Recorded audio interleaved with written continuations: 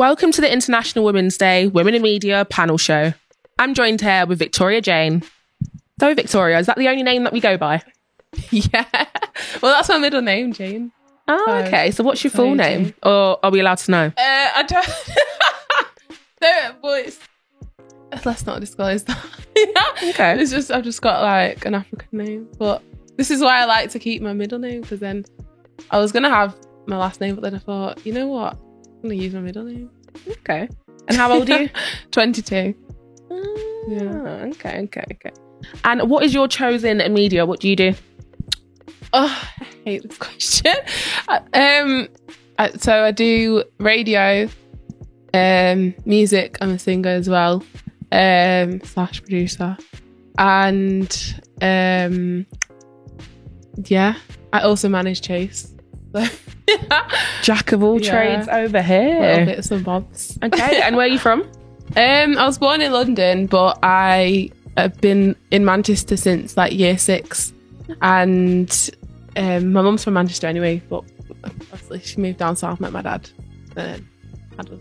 Okay, so have you spent like the majority of your life in Manchester? Yeah, no, I would say like I am Manny. Like year 6 is when I moved up, so that's really, like that's 12. Really young. Yeah. I didn't know what I was doing. I was a little kid when I was in London, really. That was just my early childhood. Yeah. Do you know what I mean? So yeah, Manny. So where did you go to school? In Manchester. Yeah. So I lived in Denton up until like last year. I moved out to town. But obviously, because when I started uni, that's when I kind of like started meeting and connecting people from the music with people in the music scene. So I didn't really know anyone much at all until I started uni.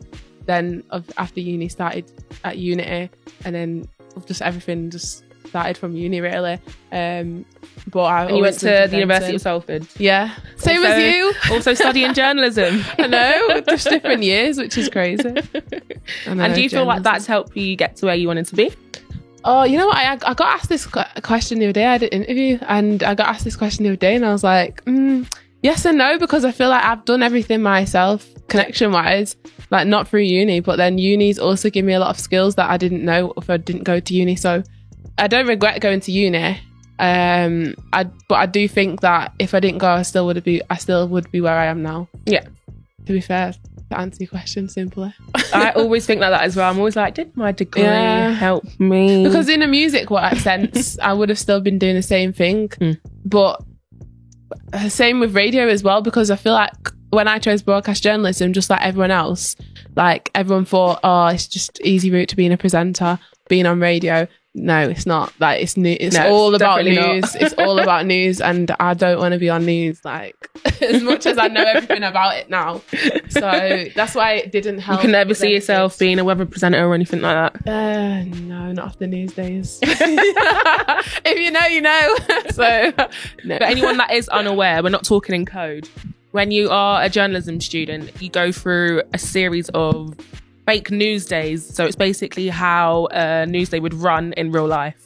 And they are they're just so stressful. I'd never underestimate any like type of news production after it, because it was hell. It was really, really intense, and it goes on for about a week. Every day, if you plan in like how you would structure a real news day. So it is really, really intense. But there was a lot of good aspects from it that did help you in terms of like time management and creating scripts, going out, gathering content, and then coming back, editing it, produce it. Like there was a lot of skills and a lot of work that went into it, which is probably stuff that you still use in your day-to-day like yeah, career. No, definitely. Well, there's bits and bobs, obviously. So yeah, I agree. What's one fact about you, Vicky, that no one would... I just called you Vicky there. Getting a bit personal. That no one would know. Maybe your friends would know, but everyone else wouldn't. Someone asked me this the other day as well. I don't even... Who's been copying all my questions? No, it's because I had an interview the other day, but I don't think... Like, I don't know, because I don't really have that many, like, surprising things about me, other than my dairy allergy. Well, no one knows that. Which everyone gets surprised about, like, oh, you can't have cheese, you can't have anything with milk. I know, that's really upsetting, because I love cheese. No. I feel like everything is out in the open with me, music-wise, like... I'm a boring person, but I'm not a boring person because you know what I mean? You're not a boring I don't person. have like any special skills. Like I can't do a somersault or these little party tricks. People say, "Oh my god, well, did you know I was on the Guinness Book?" No, that's not me. So, you know, I don't know. No, it's not happened yet. When it does happen, I will be bragging about it. So I don't know. You can't do the worm. Nah. Have you tried? Yeah, last week. But no, I can't do the worm. But yeah, I think I got a bit crazy. Yeah. We're gonna see Nikki on You've Been Framed soon, guys. Don't you worry. That's not even happening anymore. It is. You can still send in. Get that £250. You can still email in like footage now instead of having to send it. I think you had to send it in on a CD. I think that's how they used to take entries, but it's all changed now. All right. So with your chosen platforms, where has it taken you? Where have you presented? Where have you performed? Tell us a bit about what you've done. That's a very broad question. Well, we've got to start from somewhere. I'm going to try and put it simple way. I don't know. I've interviewed a lot of people. I've been to festivals. I've performed supported for artists such as like Jay Gray. I've connected with loads of people. I think it's just there's so many things with music. I think gigs, festivals, and interviews from a radio point of view. What's been your favourite memory from each one then? So from presenting, from being an artist, what would be your favourite memory from them? That's really hard. That an artist's perspective. I see. This is the thing with being an artist. I've only been releasing music for a couple of years. Radio is probably 3 years, even maybe.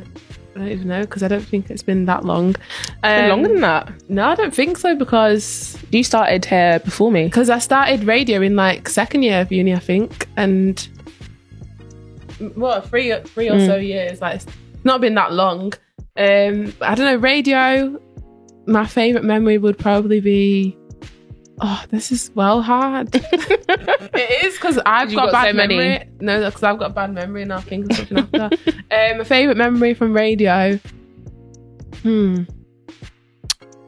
Probably Park Life when everyone was performing on the GRM stage from Manny, and just to see so many people. That was amazing. I remember that. Manchester performing or at Park Life, which is a massive festival, was just so good.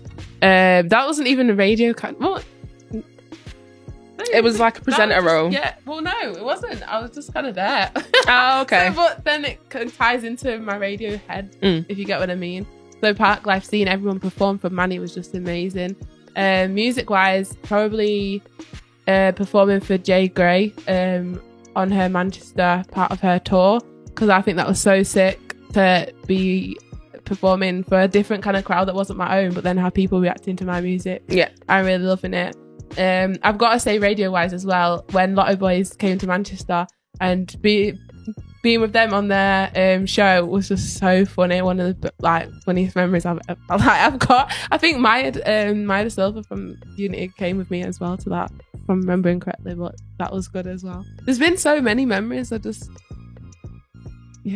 can't pinpoint Radio that as well. That was favourite. How could you forget that? I know, because my memory is so bad. If anyone knows anything about me, it's that my memory is bad. So I think I've actually got something wrong with me, but I need to start writing things down more because I'll forget the weirdest thing. Oh, that's not bad. You can start a little list, start noting down all the things that you want to actually remember. So what do you do here at Unity then?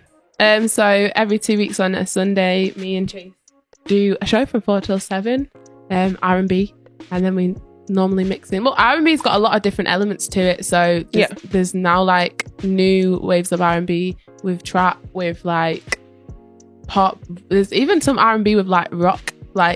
You can see elements of rock music in it, so all to do with that, really. Okay. And do you feel like you've had any difficulties in this world that you're now in this industry that you're now in because of the fact that you're a woman? Yeah, definitely. I think still today. I even said it the other day. I think what did I say the other day? I said male artists in Manchester need to support female artists in the UK more, because when's the last time you saw a male artist put on or show support or love for a female artist other than their friend in Manny, which you would probably gonna have to take time to think about, because you don't, like, even just females in general, I don't think men support women enough. To be fair, I've definitely experienced it and still experience it in my career, both radio and music. I just think females don't get enough love and support, and I don't know why that is. I'm still trying to work that out. I think a lot of the time people just put on their friends and think that like guys' music always gets a lot more love in mainstream media as well than females do, but I think that's starting to change slowly. Definitely last year there's so many, from radio side, so many more black females as well getting into radio, and then there's a lot more females now being mentioned and spotlighted, and a lot more females in like power positions in the media. Do you feel like we're finally shifting from the idea that the only time that we are seeing women that are highlighted is when they're being sexualized? Do you feel like we're shifting from that finally? Yeah, in a way, yeah, there is progress, but I still think that's quite a big thing with females. Are still like very overly sexualized in all areas, in the workplace, in the media. Just but there is a shift, there is a change, but more needs to happen, I do think. Okay. And what advice would you give to your 15-year-old self? If you could look back and talk to her right now, what would you say? I would just say don't be scared and just be strong and just do what you love and don't think about what anyone else thinks. And everything happens for a reason. If something doesn't go the way you want it, then just forget about it. And would you give that same advice to young women that were looking to get into media, say now in 2021? Media or music? Music, trying to get into any of the fields. I just say if you're passionate about it, do it. But I would say in radio or music, if you're a singer, or whatever field creative you want to go into, you need to be different and have something unique, because otherwise, because it's either your talent that's going to get you somewhere or your hard work. And a lot of people... Or who you know. Or who you know. And a lot of people, the ones that do well, that I personally think, like, this is so sick what you're doing, is the ones who hone in their talent and should have something unique about them. So I would always say, like, try and find what makes you different in your field as well. Okay. And are you working on any projects? Is there anything that's in the pipeline that we're allowed to know about? Well, I just feel like recently I've been feeling so much pressure, because after doing Radio 1 and One Extra at the same time, I just feel like... Just explain what you did for Radio 1 as well, Victoria. So I got chosen as one of the Christmas presenters. So I sat in for DJ Target's slot on Boxing Day, which was on One Extra and Radio 1. So I had that slot. And how did that feel? Because obviously DJ Target's slot, obviously a male-dominated slot that has been that way for... How long has Target been on Radio 1? A long time, like 7 years or so? Long time. Yeah. How did that feel, like, to obviously be like the first woman to take over his slot on Boxing Day as well? I know. To be fair, it was really mad, because I do think that is massive. Like... Pardon me? Even though like it's so big, it still doesn't feel real for me even now sat here, because I did it from home. I pre-recorded, I just did some links, just talked a bit in my apartment and send it off. Like, it still doesn't feel real, but it's a massive thing, because he's all about new music and that's what I'm about as well. And for them to recognise me as a female and a Mancunian like voice, to put me on that, like, Radio 1, not just even One Extra, Radio 1, which is completely in a league of its own, was massive. Because even still now, most of the presenters, even though I love all of them, there's not many people except like Yasmin Evans. There's not many regional voices on Radio 1. Yeah. So hire me. But so they need to. But after that, like, it's been a bit hard. It was a bit of like a comeback, because now I'm back in working full time in a call centre in sales, which is such a high pressured environment. You could get fired at any point. Sales is very But- cutthroat. Yeah, but I'm just gonna keep going with radar. Like, I'm on their radar now, so we don't know what will happen. I mean, me and Chase are still on Unity every 2 weeks, so I'm still like in the radio environment, which is good, and I still do my work for introducing, which is sick because I'm involved in the new music scene in Manchester. What is your role at BBC Introducing? So I'm the team assistant, so I kind of help to make the BBC Music Introducing show in Manchester what it is. So that could be ranging from anything like socials to do you muck out with like producing or anything like that? Well, because of COVID, it's Natalie who goes in with Roche, but now, otherwise it would be me and Shell doing more social work, but we do everything kind of outside. Completely understandable. But yeah, no, music-wise, I've just released a new single, so make sure you check that out. It's called Loverboy Freestyle, and which Sheba actually helped me film, which tells you just do it yourself. You don't need a budget. Get your mates and go film a visual. But no, I'm working on my mixtape, which for me is the massive thing for me, like collabs and everything, because I released my EP last year and that was self-produced, no features or anything, produced that all myself. Just had how many songs do you currently have out, Victoria? Oh, I don't know. That's so hard. I don't know. I've got like... Go through them now. No, I can't. My memory is so bad. I've got a few, but I don't have... I've released in 2 years. Like, I've not got that many. But this is why the mixtape is so important, because I want to put like 14 songs on this at least. Yeah. And then not release for a while. So I need to... This is like a massive body of work to follow up from my EP last year. So it's just going to be all about the mixtape. But... this mixtape, it's costing a lot of money. People don't realize how much music costs. Like, it costs a lot. So if you want to make it in music as well, you need to invest like your time and money in music. So Victoria, what does being a woman mean to you? Being a woman to me is all about being strong, being different, and believing in yourself and not letting people knock you down. Really, it's just being empowered and being beautiful. Okay. And with that in mind, what three women would you say inspire you the most? You know what? I would say definitely a lot of people, it's hard to say three. My mum, which everyone is always going to say, I would say, without sounding egotistical, I would say I inspire myself because I always push myself, and I always think, you know what, I didn't realise I could do that. Like, I should believe in myself. There's nothing wrong with believing in yourself.